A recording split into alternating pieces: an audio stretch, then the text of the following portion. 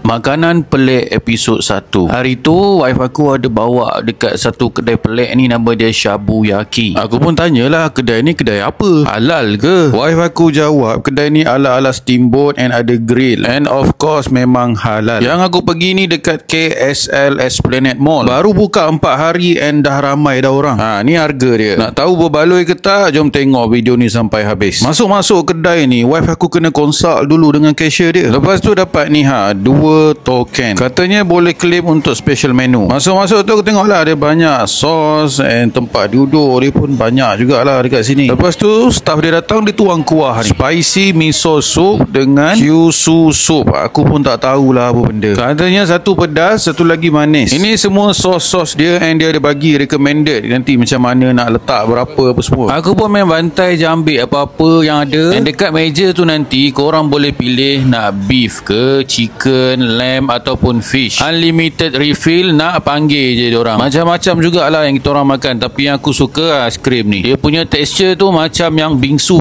sikit kot. Waktu ni wife aku tengah menggoreng nasi goreng. Tapi aku tak kisah sangat pasal nasi goreng ni. Yang aku kisahnya, mana pergi asap-asap tu? Bukan sepatutnya asap naik ke atas ke? Kenapa kedai ni tak ada penyedut asap? Lepas aku teliti, rupanya asap tu masuk kat lubang-lubang kecil tepi tu. Masa yang dia bagi 1 jam 50 minit je tau. Ni pun kita orang makan kejap je nak pergi solat waktu ni. Yang bestnya tempat solat pun dekat tingkat atas naik escalator. And overall experience bila aku datang sini, aku boleh bagi dalam 7/10 kot. Banyak sangat makanan, tak termakan. Contohnya macam ni, ni rasa macam egg tart. Lupa pula token ni kalau korang nak redeem. Lepas tu minta lah mana-mana satu yang korang nak. Macam aku minta grill cheese bun. Entahlah apa benda, aku ambil je. Ini yang aku dapat and aku menyesal minta benda ni. Macam wife aku, dia ambil mochi strawberry. Itu memang sedap. Dah. Kita orang dah penat makan. Cepat komen nak kedai apa pula lepas ni. Follow sekarang kalau tak nak menyesal.